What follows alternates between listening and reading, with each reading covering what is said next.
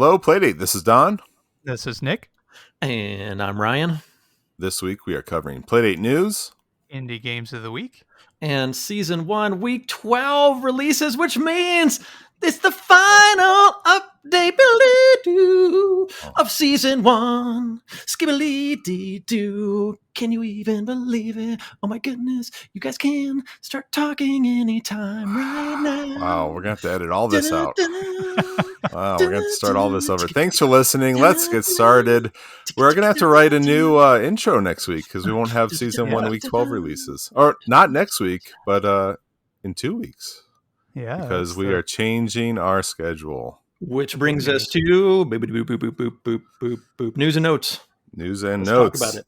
Let's talk about it. Yeah, we're gonna shake things up. So we're gonna change our schedule to every 2 weeks. Now that Season 1 is done, the grueling release schedule is over. So that was a lot to keep up with. I don't know about you guys, but I really was kind of feeling it. Like, oh man, I got to get to these games this week, but there's now a pile of games that I would like to further dive into.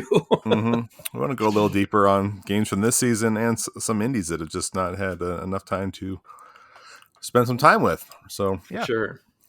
What do you think, Nick? You okay with this? Oh yeah.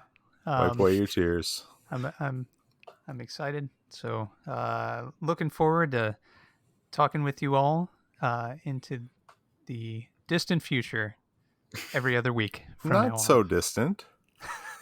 Let's see how this goes. Let's try every 2 weeks and see. Maybe Season 2's right around the corner. Hey, then we'll start ramping up. We'll see how it goes. But yeah, so listeners, you'll see us in 2 weeks. Yes. What is it? August 2nd is the next one? Oh boy. Something like that. Well, we'll see. Eventually, you'll get another episode, and we'll leave it at that. Yes. Yeah, just confirmed. Sounds great. Just next week. I found Ryan, a calendar. Got a question for you about leaderboards. Oh, I know about one leaderboard in particular. Tell me about That's about it. What's your question? My question is, there's been some activity on one of them in particular, and there's a new name that's shot its way up to the top. Yeah, what was that? What was that name? It wasn't Ryan. It's Helloplaydatepodcast. Oh, yeah. Changed that name around. Got us a little guerrilla marketing in there. On the top some viral of marketing, all leaderboards. Nice. So you couldn't fit the URL in there, huh? It gives you 20 characters. So we had exactly the number of characters in our podcast name that I could toss in there. So Don and I, we're going to have to change our names so that we can get the full URL and then position ourselves as 2 and 3. And so Don could be dot and then you could be com and then people would know where to find us. If you guys got number 2 and 3, does that sound like a plan? Yeah. I'm going to have to give up and crash into a wall. Just the right moment on purpose. But on top of you. Oh, man. Well, thanks for doing that. Yeah, I like that viral marketing you got going. That's pretty neat. And congratulations on being on the top of all of these snake leaderboards. That's incredible. I figured since I was being that obnoxious, I better do something useful with the top of every single leaderboard. You're allowed to play all of the other games that you were just complaining about not having time to play. Well, that was one of them I was having fun with. So anyway, got to one. Okay. We need to get you on top of Whitewater Wipeout because every Playdate owner is going to have that game. Oh gosh. It's going to take a while to get to Snake. I've given up on getting onto the top 10 of Whitewater Wipeout. Those scores are just so far beyond my very highest score. Like I have not topped 600,000 yet. And there are scores into the millions. I don't know how they're doing it. So they're really not playing Snake. Maybe. Even in my heavy Whitewater days, I was not able to get even close. So I don't know.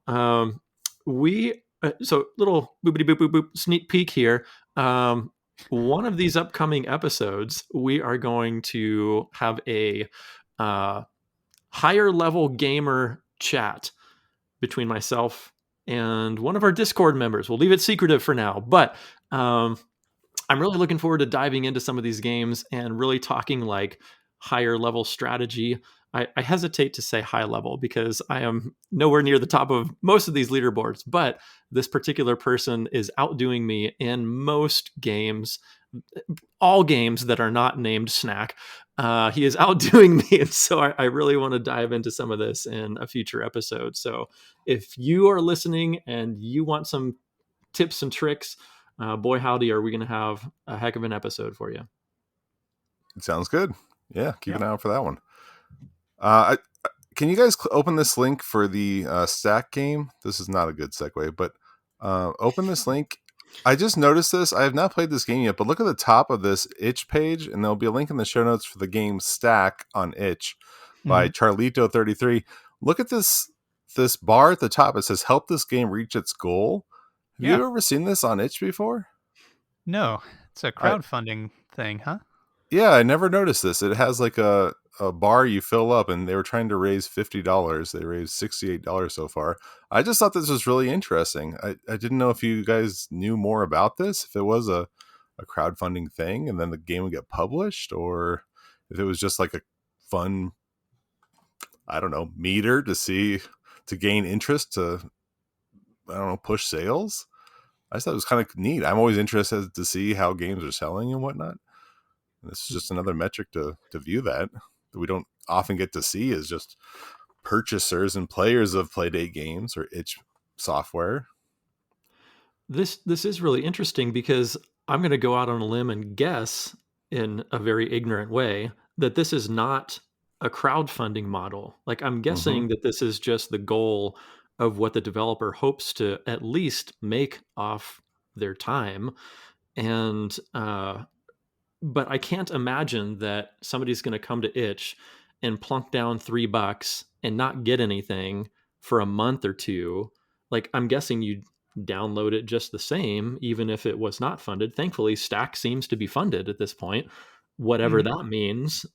But this does raise a whole lot of questions, like, funded for what? Is the goal only like internal, and what is the money used for? Like, I don't care what Stack or Charlito33 uses this money for, but it is a little odd. I mean, you know me, I've done plenty of crowdfunding, but I like the transparency of an outsider, me, being able to understand how much money a game is making, but there's a lot of opacity here, like a lot of questions I have about this. So I just did some quick Googling. Okay. And it turns out this feature has existed since 2014. And it is not crowdfunding. It is just a goal for how much they wish to achieve. It's typically used for fundraising campaigns, like bundles for causes and those kind of things. So a little unusual to see it on an individual game like this, but it's certainly a thing that can be done. So this shows you the total sales. So it's just a feature that a developer could toggle on when they publish their game? Okay. Yep. Oh, so it's just interesting that they toggled it on. It's kind of cool. It shows the percentage of the goal, how many people purchase the game, I guess at a price. It looks like you cannot pay less than $2 currently. And the average contribution, which is $2.26, so you have to pay $2 or more. So that indicates that people have paid more in some instances. And the top contribution is $7. So all interesting stats to me. But like Ryan was saying, it's just kind of different for them to be there, and wonder why. But I like stats too. I like the metrics, so are the facts and whatnot. So I don't know. So I don't Nick, know why it's there, but sure. In that brief Googling you did it give any examples of the fundraising efforts? Like you said, it was unusual for a single game to do this, but what else do they do? Do multiple games all put their contributions into a single pool and donate it to some cause or something like that? Like, is that a thing that's available? Or exactly so. Yep. There are a lot of different cause bundles on itch, or have been, especially prevalent from 2020 on. It seems like there's frequently one in the news. So that is a thing. So a lot of developers, big time developers, small time developers, band together and they put their itch stuff into these mega bundles that you can purchase for some small amount or donate more towards the cause. And then you get access to the whole thing. It's kind of like the Humble Bundle model, but you get access to everything regardless of contribution level, I believe, with itch. Yeah, I think last week there was an LGBTQ some sort of bundle fundraiser, which was mostly PC software, but there were 2 Playdate games. One of them was Fish and Feathers. I don't remember the other one, but it was kind of cool. I think the minimum was like $3 or $5 for that bundle, and you got all these. It was like 20 some or maybe more PC games, but also those 2 Playdate games. So, and I guess you could see. Well, I guess you could see how far, how much money they had raised. And maybe it had a graphic like this at the top. I already have those games, and I don't play PC games very often. Very, very rarely do I. So I personally did not jump in on that. But a lot of times I'll hop in on those charity bundles just because it's a good cause. Very cool. Maybe we'll start seeing some of those for Playdate games before too awfully long. Yeah, that'd be great. Speaking of indie Playdate games, you guys want to talk about your indie games of the week? Indie games of the week. Nick, you want to go first? Yeah, I'd love to. All right. So I don't know if you all are familiar with this animal called a cat, but the game that I wanted to talk about. I've seen the memes.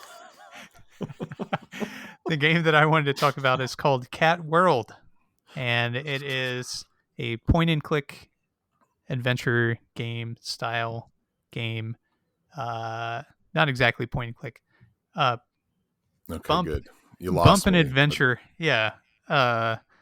adventure game where you're a cat and you've apparently fallen off of the top of this city and you've lost a friend who fell down with you, and you wake up in an impact crater that's cat shaped, and you have to make your way into a town. So this was a pretty funny and charming little adventure game, and I really enjoyed my time with it. It's only about 15 minutes long, thereabouts.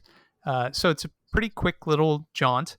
It does end on a cliffhanger, so the author has promised more in the Cat World series. This is only chapter 1, but it's extremely well made. It's a pulp game, but it frequently kind of pushes against the edges of that format, and I think it's done very well. The music, in particular, very, very good. So, if you're interested in cats and adventure games, light role playing, that kind of thing, then Cat World might be for you. I'm looking at the screenshots here, and this looks like a great pulp game. I've not played this. I didn't know about it until you mentioned it right now. But the pulp sprites occasionally feel pretty limiting. Like there's only, I can't remember, X number of pixels, 8x8 pixels or something you can work with to make a character sprite. And I feel like we've kind of seen a lot of pulp character sprites starting to look samey, but haven't seen a cat yet. This is pretty cool. And to make it a black cat, I mean, it's perfect. So really nicely done. And the environments look super great too. Whoever's developing this, I forgot to look at the developer. Who is this, Nick? It's Paw Prints. Yes. Paw Prints. Paw Prints. Yes. So Paw Prints, whoever you are, this is obviously a work of love. I love the foliage, the varying scale of foliage. I see like tiny grass. I see big trees. I see logs down. I see pathways. I see rivers and lakes. Like this is a labor of love, and exciting to hear that there's probably going to be some more. Nice work. And a lovely manicure on whoever the hand model was for Cat World. Nice job on all of this photography. And now you've got me interested in the music too. Sounds great. Yeah. I would love to hear what you think about it, Ryan. Since this seems like it would be right up your alley. There's a little status screen even for you, and some other things. So it's pretty impressive. Things that I haven't seen done with pulp in quite this way before. So it's pretty neat. Cool. Very cool. Awesome pick, Nick. Thank you. Downloaded but haven't played yet. All right. Somebody's I'll got to hop on say it. it. Yeah. It's there waiting for you. Yeah, I'll hop on it. Very Ryan, cool. what about you? Well, I downloaded and played a game called Brick Crusher 2020. This is by developer Aliasaria, and it's basically a port of Arkanoid. We had the Arkanoid spaceship from last week, and this week we have another very Arkanoid-esque game, and I saw this and thought, well, what the heck, let's just toss one more Arkanoid game in the mix. And I thought they did a great job representing the original game. The brick configurations are not identical, of course, but they do drop various pills from the bricks, which we have not quite seen yet in these Arkanoid-esque Season 1 games. You are not able to tell what these pills are like you are in the original colored Arkanoid. They all look the same. So when you pick one up, it might be something that you do not want. So that was a little frustrating. I found myself starting to avoid pills once I got like a long bar or something that was useful.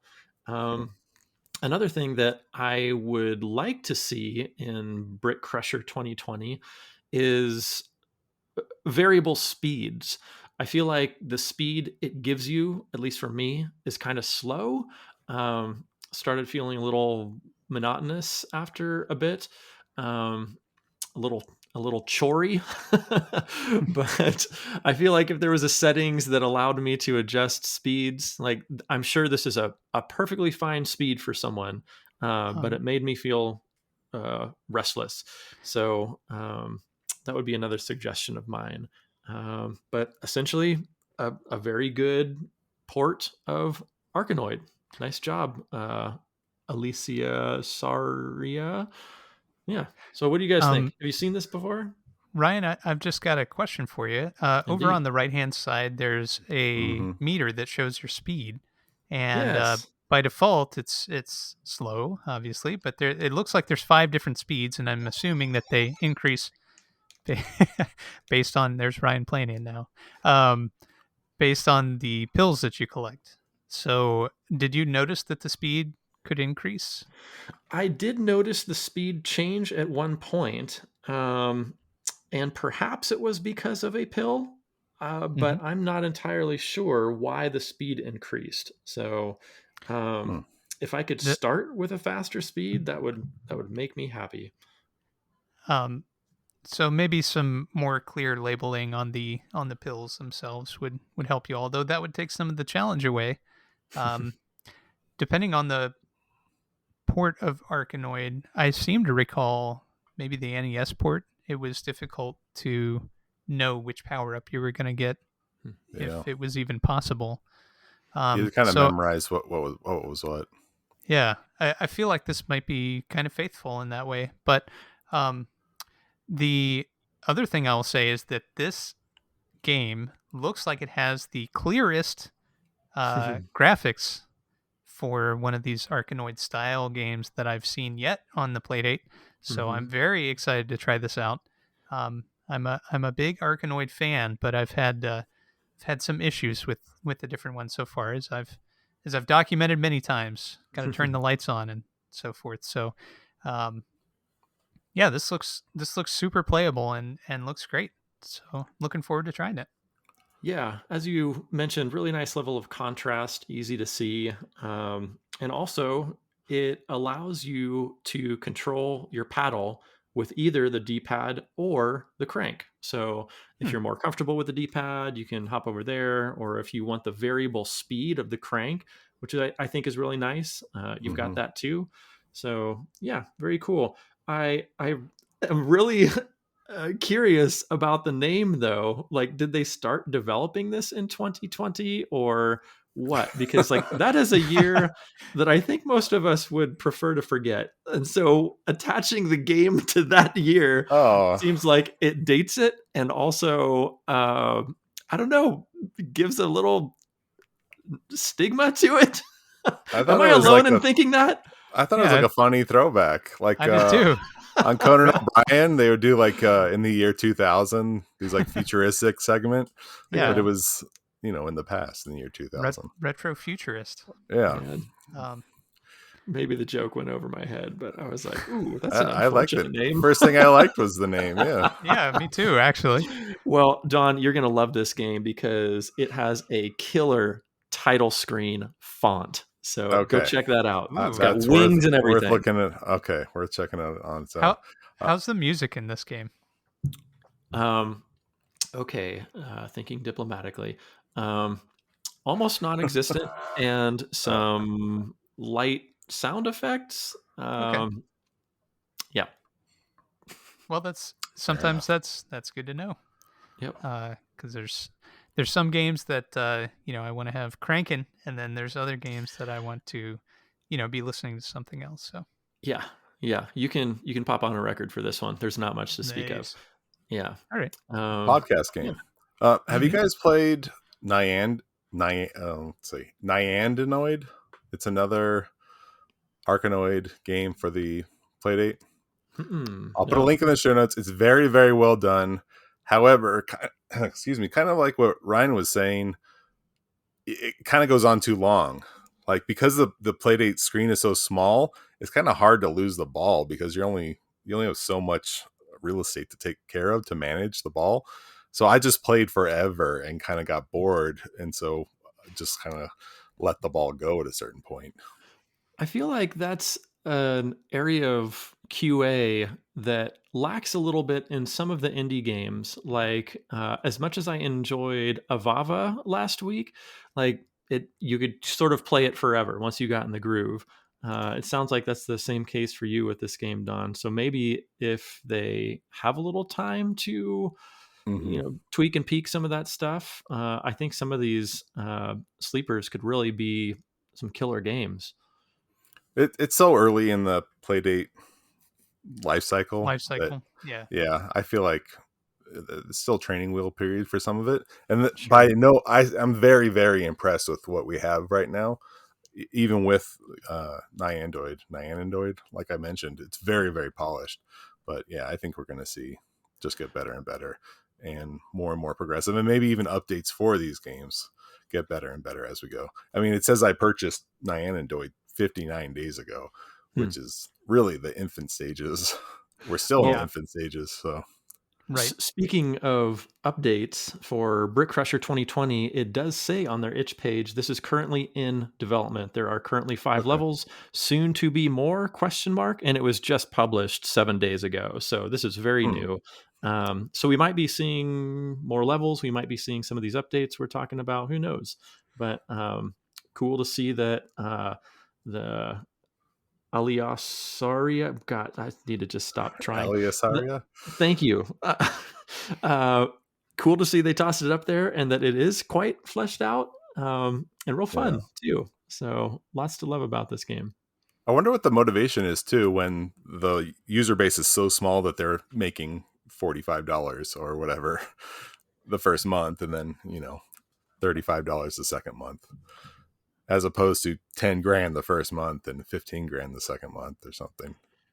Well, I think I would guess it's love of the form. This little yellow handheld with a crank is just so cute and precious, and like there's nothing like it. It's so charming. I mean, like I want to design something for it, and I'm not planning on making any money off of it. I know Nick wants to as well. We've all talked about it, so I don't know. I think they're all passion projects, and if it's amazing anything gets made, honestly. Yeah. No, I think you're right. But I was just thinking fuel for the fire. If they made a bundle right away, they'd be more excited to spend more time on it right away. Sure. No, it's the chicken and egg situation, though. Yeah, that's probably true.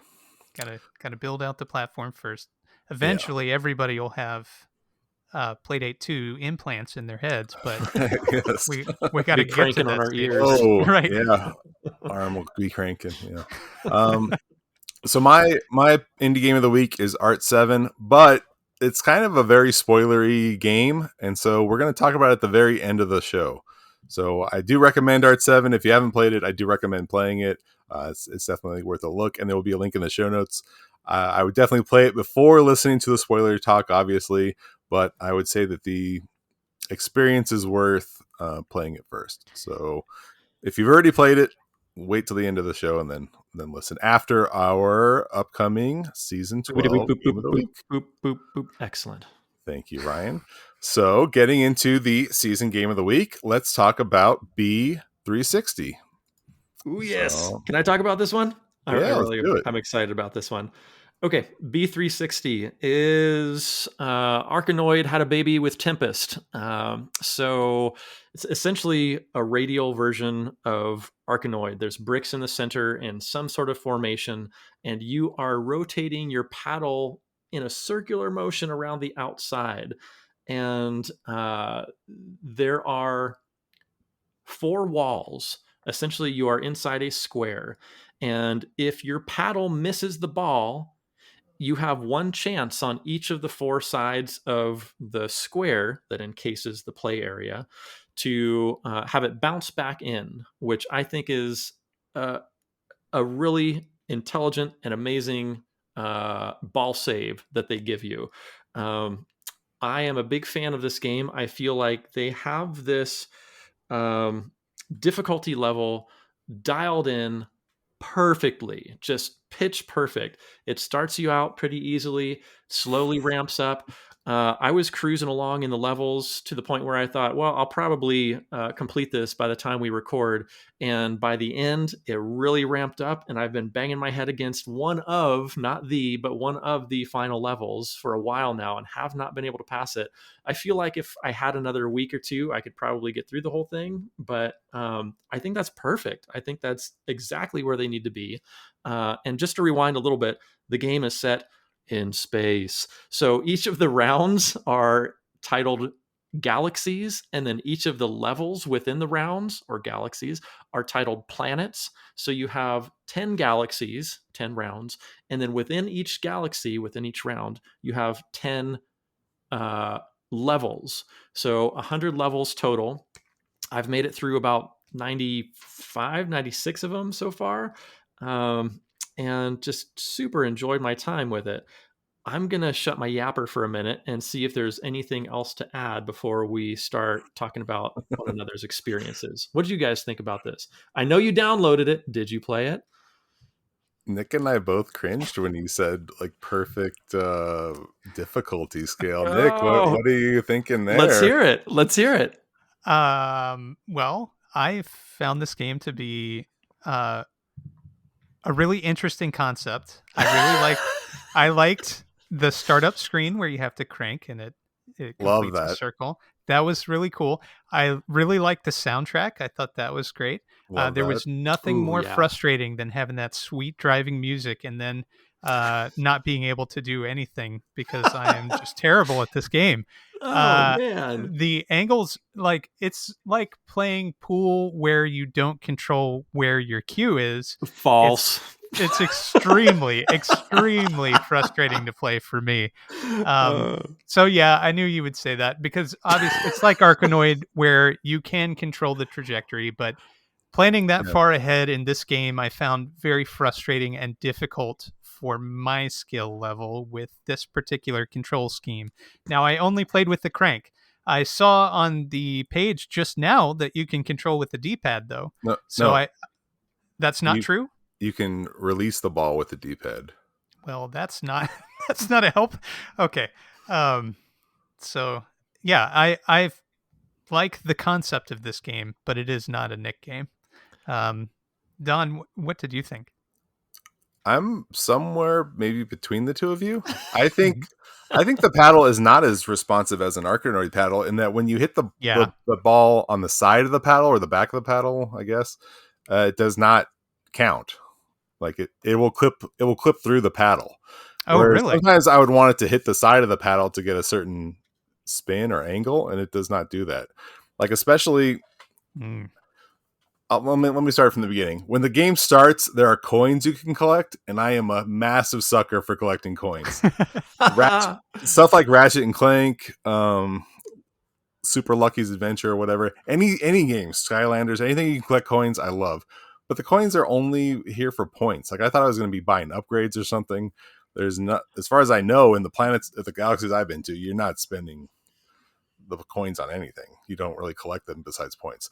So I was bummed about that. There's not even coins in every level. They're just kind of there randomly. You don't even have to get them. You just have to destroy other blocks. So I loved it, and then I was bummed that it didn't matter. So then I tried like some levels are just not fun. I mean, some levels are great. Some planets are great, and I really enjoyed what they were going for, and like the shape was really interesting and fun, and it was cool trying to just get the ball in just the right spot. And some of them were just not fun. Like you'd really have to hit just the perfect angle, and not only that, you'd have to hit it over and over, maybe 8, 9, 10 times in this one exact angle. But since you're on a flat surface in a circle, it's very difficult to do, and the ball cannot hit the side of the paddle. It can only hit the front of the paddle. So you can't give it English on the side. You can only hit the front surface of the paddle. Ryan's shaking his head, but I tried hitting the side and it clips through the back. And hitting the walls, I do love the idea that you can hit the walls twice before they're gone. So you kind of get like 8 free hits. But then the ball like clips back through the paddle from the backside. So like I want the paddle to be a solid object that the ball reacts to on all 4 sides. So you don't get 2 hits, do you? I thought it was only 1 per side. No, you get 2. Boy, I was getting 1. Yeah, no, you get 1, and the wall goes from a thick wall to a thin wall, and then the next time you hit it, it goes away. Boy, my walls went away in 1 hit. Mine didn't do that. Interesting. Look at it again. I don't know. On mine, they definitely go from a thick wall to a thin wall, just a very thin 1 pixel, I guess, width, and then they go away after the second hit. Huh. I wonder if that's a hidden setting we haven't found.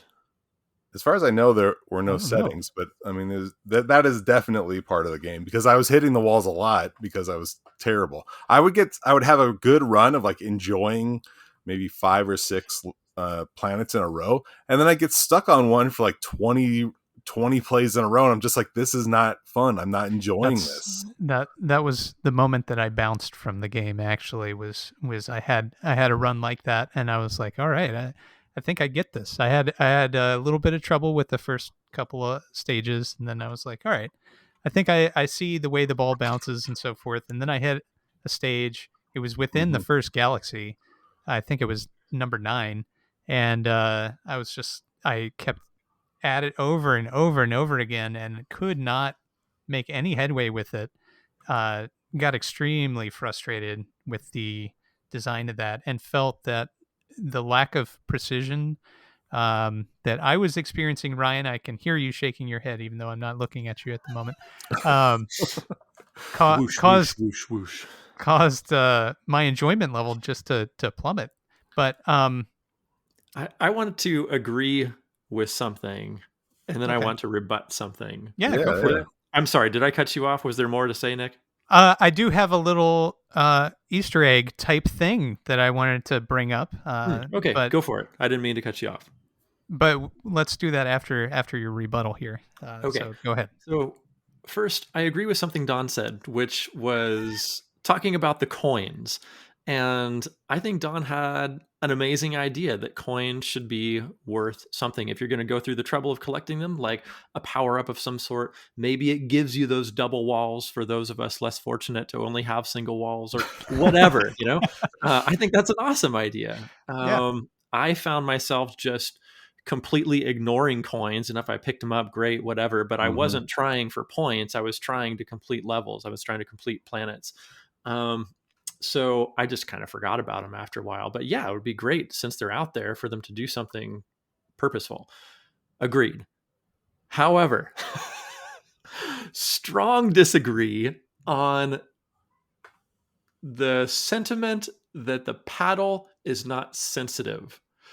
I feel as though that paddle is wickedly sensitive, that you can hit it in the center and it goes up. And if you hit it just off center, it starts going to one side or the other. I And agree it with I that. mean, progressively more and more, the angles become more and I more. I don't think you understand. I The agree with you, Ryan.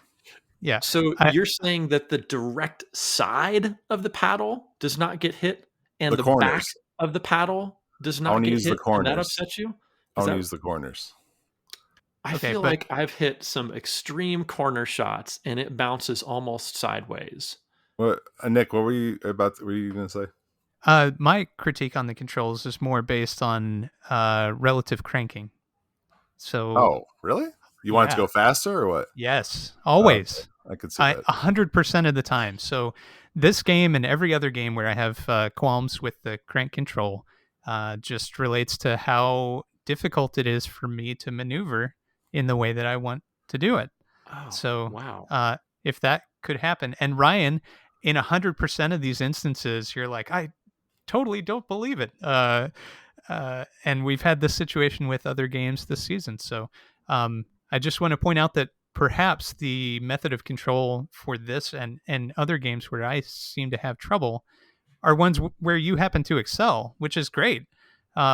But for whatever reason, it does not click with me, the speed with which your actions are mirrored on the screen.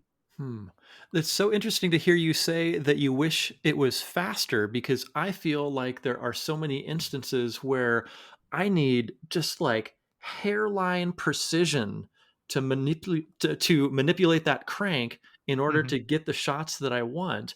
And if it was going faster, oh my land, I don't know how I would progress if it was faster. Yeah, I don't know. There's two things to look at then. If it moves faster, you want the actual paddle surface to be less sensitive. You want to be able to move it to the other side of the galaxy faster, or the other side of the planet, but then not be as sensitive as far as the angle, the bouncing Yes, off at I a would certain agree. angle. Yeah. I've played a lot of Otherwise- Arkanoid clones, and some of them are not as sensitive as far as the angle and the English you put on it when you hit it off of it. A lot of pinball games have this type of similar thing. Mhm. I think that would make a difference. And we know, like, we've had the privilege of playing a lot of games that are in production and whatnot. So we know that the crank has different things that can do that analog movement. So being either directional, down is always down, up is always up, or whatever. So we know that it can have different sensitivities. And I think if that was just an option for the player to choose, the 1-to-1 of it, either That's it. 1-to-1 or faster or slower or whatever, Yeah. then Nick can play how he wants to play. You can play how you want to play. That's gotta be like a setting they can put into the SDK that developers can just toss into a game to say, here's a is. crank sensitivity setting. There is, that but the there's player there's can- other work involved in that, Yeah. like game balance stuff. So Balancing, yep. I understand this is the vision. This is what they wanted to make. Yeah. And not every game has to be for everybody. So even though Yeah. Ryan, I know you're incredulous, but So I might. Yeah. Let me spend 10 coins to skip a stage. Yeah, that would be amazing. That'd be because it would fantastic. give you a reason to collect the coins. It would give me a reason to keep coming back, because I could go back to those earlier stages, collect some coins, and then skip past number 9 where I'll be stuck for eternity. Yeah. And then maybe see some more of the game. So Yeah. that's genius done. First time I played it, I was like, oh, this is going to be a top 3 game for me. This is all stuff I like. Tempest, I love Tempest. Yeah, I love Arkanoid, Tempest I too. love Arkanoid. I love collecting coins. I love the Mhm. music. I love the theme. I love the like weird names of the planets. Yeah. I was like, oh, these are all super weird. I loved everything about it. And then I was like, oh, I got to like one of the levels and was just like, this level blows. And then I came back to it like 2 or 3 days in a row. I was like, this damn level again. So then I'm trying to bounce it in this little squiggle over and over and over. It's like, this is just not fun. Another thing, Nick, what if you could see the circle? It doesn't change any gameplay, but you could just see the circle on the screen. Yeah, maybe. Maybe as far as my bouncing off the side of the paddle thing, maybe that in my brain that would change the way I'm hitting the ball. Yeah, that's like an accessibility feature, which would be good to enable probably. But have it off by default or something. I don't want to spoil too much. Oh, go ahead, Ryan. Or even make it artistic. Like maybe there could be like a heavier concentration of stars around that circle or something to that effect. So I've had the game for over 2 weeks. I didn't notice until this past Sunday, 2 days ago, that the stars in the background turn as you're turning the crank. Oh, wow. I didn't notice that either. That totally wigged me out. When I start focusing on it, it's a little disorienting. It is. Once I noticed it, I was like, "Oh hell, what is all this?" But I didn't even notice. We need to get going. But I had one more question, Ryan. When the little like box shows up on the outer edge, does that do anything? Like if I hit it or if the ball hits it, it destroys it, but it doesn't seem to take my life and doesn't seem to hurt anything. The little box is a power up. It's a sticky. So when you hit the box, the next time your ball hits your paddle, it sticks, and then you can go wherever you want. Yep. I did notice that, but I viewed it as an enemy at first. So I thought so too at first. Yeah. Okay. Okay. We need to go. Guys, oh God. Guys. There's a little Easter eggy thing that Don found right before recording the podcast. B360 is actually another game that was made by Panic for Mac OS 9 originally. And it's there's a page on archive.org about it and the story of the game. Don, hopefully you don't mind linking that in the show notes and people can check that out. But there's a whole backstory and everything. Yeah, very cool. Yep. And we didn't even mention this was programmed by all Panic staff. So. Yeah. Yep. Yeah. And the soundtrack's great. You can buy the soundtrack, so there'll be a link. The soundtrack is great. This was the first game I plugged in headphones for and was really bumping this soundtrack. So yeah, nice work. Cool. Yeah, so we have artwork's great too. Everything is great except a couple of major things we discussed for the past half hour. Okay. Let's rank it. Ryan, where you at? I'm going to put this at number 7 under Omaze, above Flipper Lifter. All right. Despite everything, I'm putting it at number 11. Top half. Not bad. Nick? Okay. I'm putting this at number 18, right underneath Forest Burns. And 87 numbers above Whitewater Wipeout. Mm-hmm. 2 numbers above. Yeah. He's got my number 2 at number 23 down there. So, all right. So let's talk about, let's get to Ratcheteer so we can eventually talk about Art 7 too. Indeed. Yes. What's this game all about, guys? Ratcheteer, Nick, you want to do this one? It has a very long summary. I'm not going to read all that. I don't have the summary up here. Okay. It's basically, it's a Zelda type game. You're a little mechanic, apprentice mechanic. Play as an apprentice mechanic tasked with maintaining steam-powered cryo colonies constructed for humanity to sleep out an impact winter following a celestial collision. Your master mechanic is abducted during some unplanned maintenance, setting off a lo-fi, top-down action-adventure that finds the young Ratcheteer exploring the interconnected tunnels below the surface and a vast snowshoe above to rescue friends, foes, and strangers alike. So, as Don said, this is pretty much Link's Awakening on the original Game Boy. Everything from the movement to the flow of combat and the way that you move your sword, except it's in your right hand instead of your left, is pretty much exactly Link's Awakening. Detail. Yeah. This game uses the features of the Playdate in different ways. The crank is used in a couple ways. First, in Link's Awakening, there was a charge attack where you could hold down the attack button for a period of time. You power up and spin in a circle. And in this, you can just spin the crank, and as long as you're holding your sword wrench, it'll flip around in a circle. You can also get a lamp, and unlike the lamp in A Link to the Past, for example, you have to charge this one up. So you get it, you can turn it on, and it shows you the immediate area around yourself. But if you crank it up, you can see a few spaces further. So it's pretty handy to crank it up. And as long as you have it in one of the 2 item slots, it will maintain that distance view. Different enemies and wildlife respond to the lamp in different ways. And just like in Link's Awakening, there are a number of different dungeons that you delve into. Each one contains at, at least an item that can be used for traversal. So you find yourself going back to different areas in order to proceed further into the story. And it's quite enjoyable. If you are a fan of Link's Awakening, this is an easy recommend. It has a few design quirks, which I'd love to talk about. Yeah. But first, let me hear what you all think about it. Don, give me what you got. Yeah, we should mention this was designed by Sean Inman, music and sound effects by Matthew Grimm, and illustrated by Charlie Davis. Nick, Legend of Zelda came out 6 months before Metroid, but wouldn't this be a Metroid-like? You got to have the thing before you go in a certain thing. Aren't Metroid-likes Zelda-likes? There we go. We're back to the original conversation. What the hell? Yeah. The whole world is wrong. Yeah.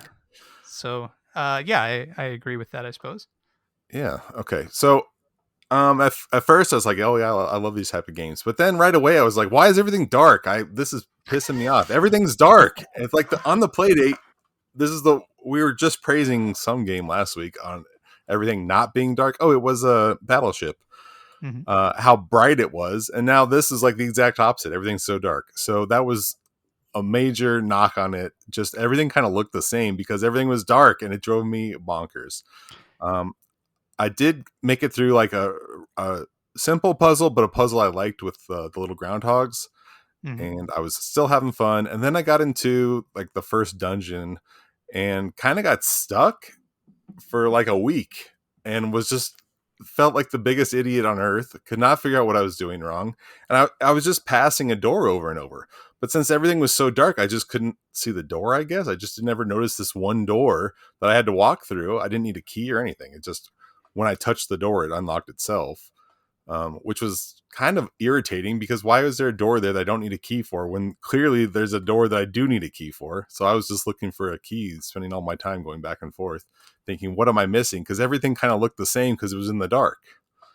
Everything just looks, you just see a little bit of light on it. I know I'm just shitting on the game hard, but it just drove me nuts. Go ahead, Nick. Sorry. So after you complete the first dungeon, you turn the lights on. Okay, I'm not there yet because then I got to the boss. Yeah. And I just was reading it wrong. I'm like, this is not complicated. I keep hitting it and hitting it and hitting it, but I was hitting it wrong, I guess. Mm-hmm. And Nick told me I was hitting it wrong, but this was like Sunday, I think. Nick didn't play it till Sunday, which was 2 days ago, and I didn't play it yesterday. So I'm still on that boss, and I am on the first boss. I haven't seen most of the game. I've read the Discord spoilers and stuff, so it sounds like there's a lot of other stuff in the game. Mm-hmm. I just haven't seen it yet. So I feel like it was a real frustrating start to the game, and I kind of wish they had maybe made the darkness chapter way later in the game. The Dark Woods, make the Lost Woods way later, and maybe I would have had a better start. But Ryan, where are you at? Yeah, I feel you on the darkness difficulty. Like it just throws you directly into darkness. And I like the lantern mechanic that to crank, you can see a little farther. But even when you see a little farther, you can't see much. And even in the very first building that you're tossed into, it took me an embarrassing amount of time to find the door to the outside even. Like I was stuck there for a while. And I felt like in that first building, I was experiencing the same thing you were, Don, in the later dungeon or whatever you were talking about. So I don't know. I feel like over the course of season 1, and I'm not citing Ratcheteer for this, but over the course of season 1, I feel like I've had sort of a crisis of faith, meaning I always fancied myself as a quester because I grew up playing Dragon's Quest. I grew up playing, Zelda and different questing dungeon games and really enjoyed them. But now in my early to mid 40s, I think my life or the way I'm living life is very differently than I was when I was, 10 years old and had infinite time in the world. And now I find myself very drawn to these quick scoring games and really played the overwhelming majority on b360 rather than Ratcheteer. It wasn't until today that I really found some time to relax with this game with my son. Like I said, hey, come over here, let's play a new game, and I just let him do it, and we kind of just had a nice relaxing time. Like, oh, what's that over there, trying to see through the darkness. Oh wait, maybe we can go interact with that thing.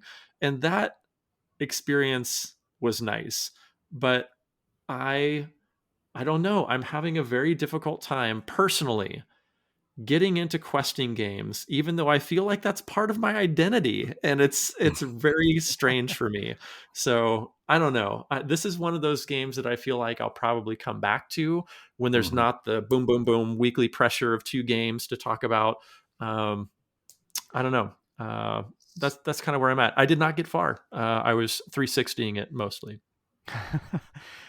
Well, I finished the game. It's about 3.5 hours Wow. long. I did absolutely everything you possibly could in this game, except for open one treasure chest, which I just kind of ran out of time for. Otherwise, I would have gone back and gotten that one too.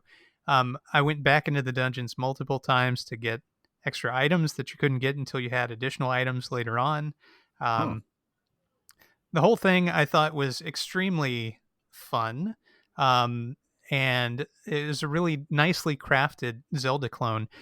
Some of the graphics that are used are pitch perfect from my memory of Link's Awakening, but probably quite different if I were to compare them side by side. Link's Awakening is one of my favorite Zelda games. It's way up there on the Zelda pantheon for me. So immediately I was pretty hooked. I will say here are my couple of things that I would say about this game, and that is that it lacks a lot of the humor of Link's Awakening. So there's a little bit of that every so often, but it's for the most part deadly serious. So it's sort of like a mixture of the plot of Chrono Trigger and then something more lighthearted like Link's Awakening. So if you're into that kind of post-apocalyptic story, it might be a game for you. If you're into Link's Awakening at all, I would say it's probably for you. You might have to fight your way through that initial darkness area, but I will say it lightens up quite a bit as you progress. So if you have the time or inclination to go back to it, your opinion might change in the future. So something to think about. And the music is killer. Oh yes, Music is yeah. so good. And there are different themes for the different areas of the world that you go into. And the way that the synthesizer is used is so impressive in this game. It's incredible. The dungeon music in particular, there's only one dungeon theme, which I was a little surprised that there weren't different ones for the different dungeons, but it's a killer theme. So I'll let that slide.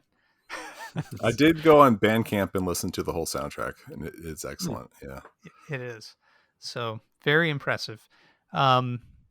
So should we rate this thing? Yeah. Hey, Don, can you toss the link to the Bandcamp soundtrack in today's episode? Because yeah, I for sure. I would love to take a listen to that too. Yeah, it's so good. Yeah, I Cool. definitely will. And I will revisit this. Yes, Nick, definitely. Thanks for letting me know that the darkness thing is only early game. Yeah, I was wondering about that too, if it ever goes away.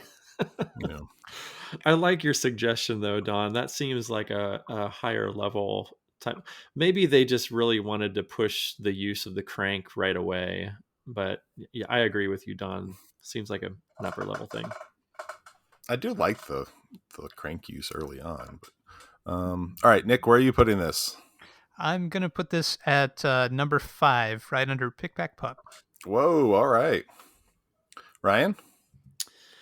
I think I'll toss it at number 15. Under Forest Burns, above Zipper for me. All right, and I've got it at 16, right under Battleship, right above Whitewater. So our season is done. Wow. My Should land. we say our top fives real quick? Yeah, let's do it. Don, why don't you start? All right, my top five. Number 5, Omaze. Number 4, Hyper Meteor. Number 3, Flipper Lifter. Number 2, Echoic Memory. And number 1, Pick Pack Pup.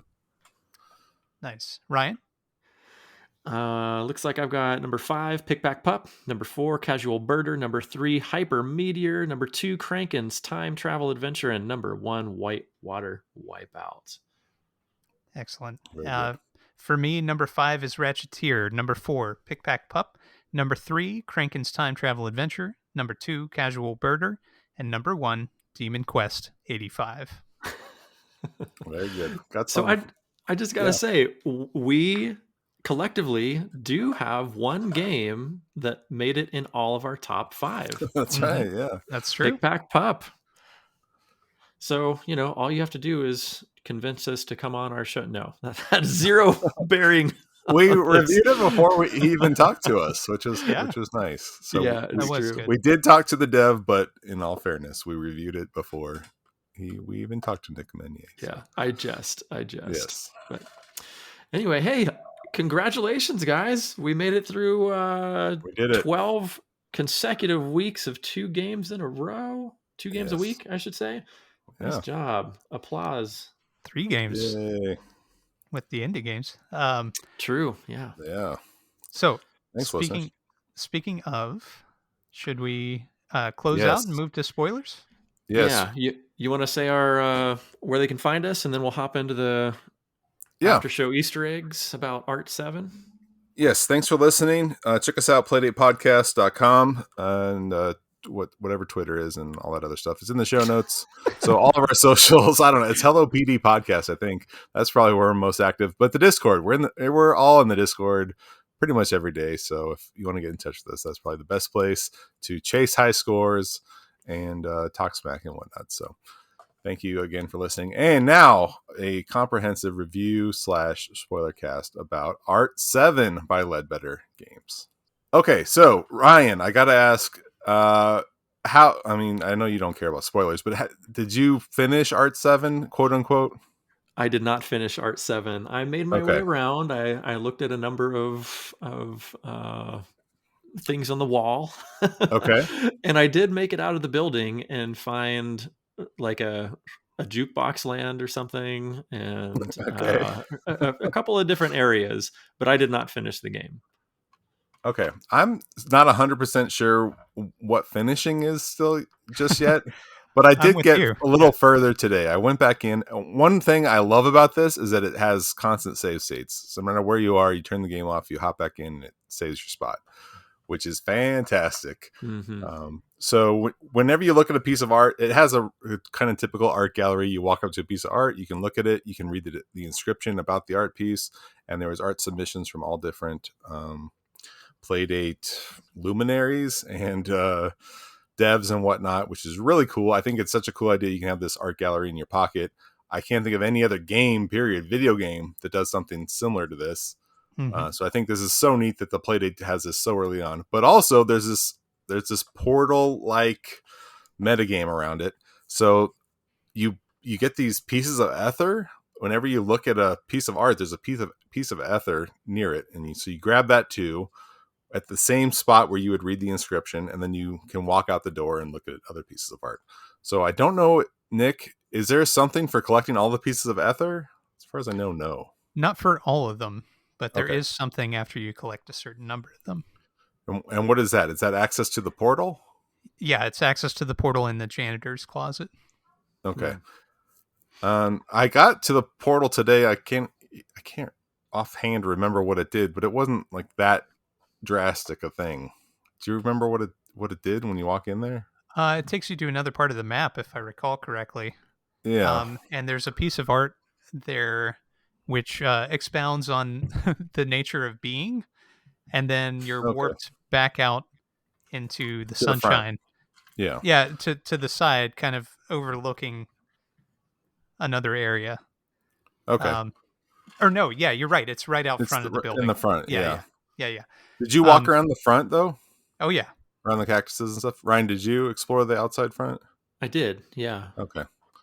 Talk to the rats and whatnot? Haven't talked to rats yet. Maybe I need Oh, to yeah. walk around some more out there. Gotta talk to the rats, The yeah. rats are the best Okay. characters. Okay. There's a little bit of a narrative in there. You definitely want to find your way into the sewer. Become the shed master. Did you Yep. make yourself up to the rooftop? Use the crank to crank up to the rooftop? No, I haven't got there yet either. That's a Sounds like Bloom there's a style lot of elevator. Yeah.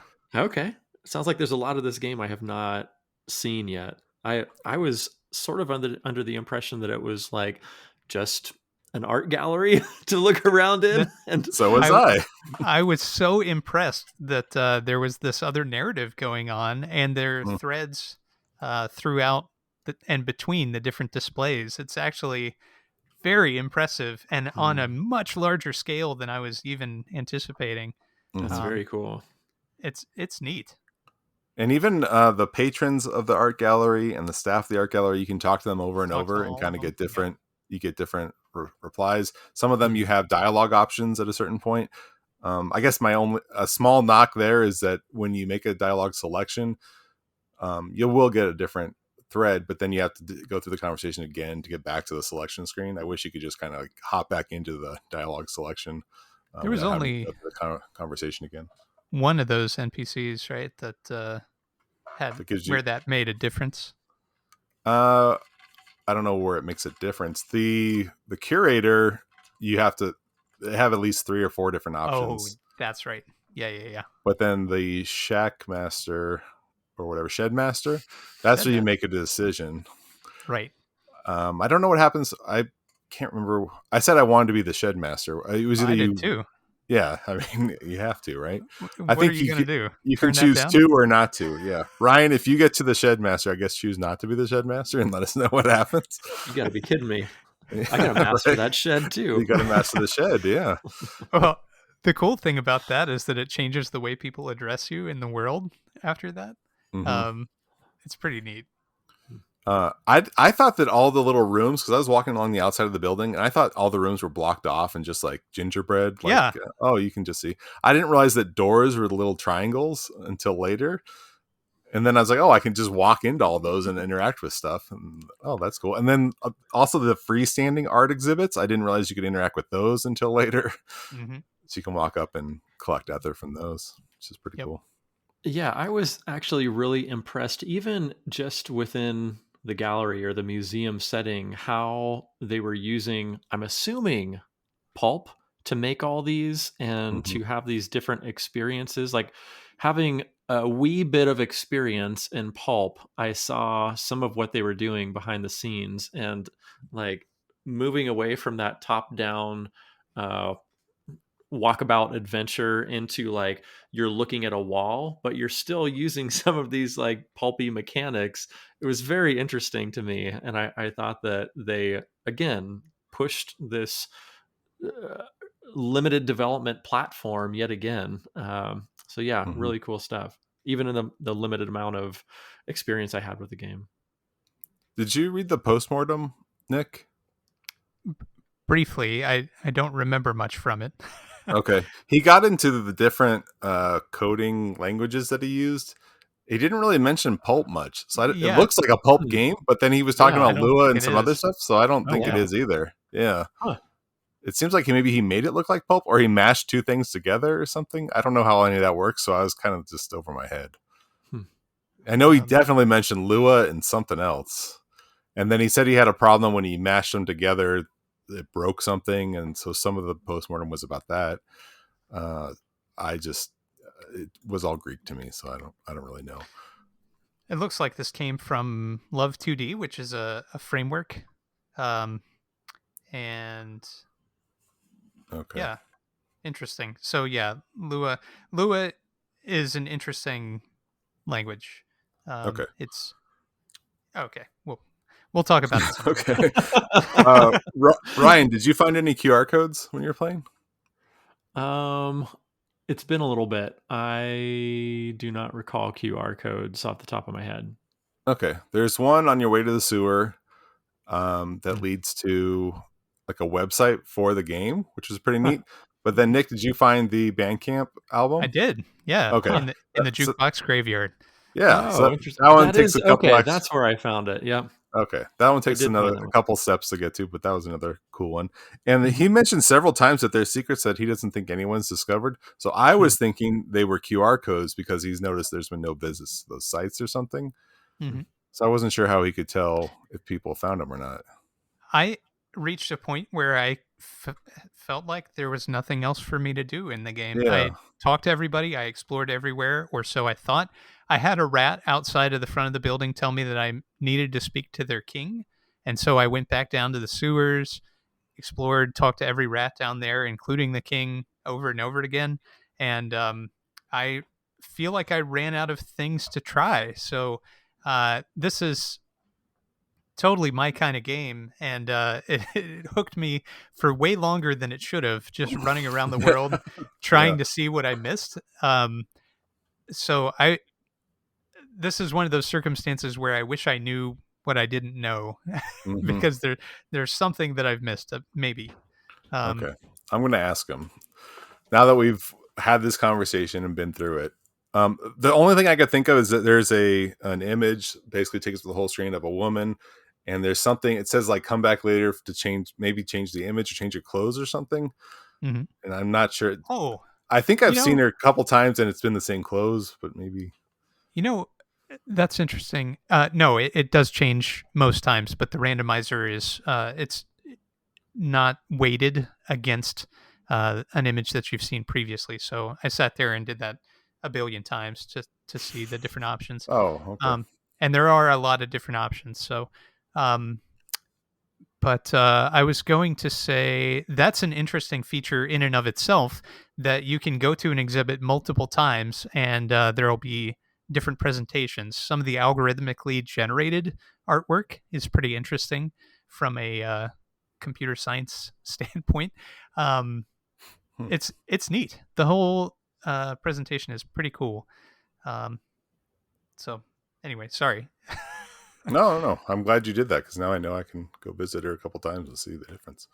Mm, Yeah, the randomly generated images were interesting, but I think even more interesting and commendable is the fact that Ledbetter reached out real early to a lot of people and Hmm. included so many pieces of artwork from people in the Playdate community. Like that he mhm. did not have to do that. Like he could have made his life so much easier by Yeah, just plopping in whatever artwork he wanted to, but the fact that he took a lot of time and care to toss up images from so many different people. I was astounded at that feat alone, and then to find out that the game was so much deeper than just looking around an art gallery is it's all pretty astonishing.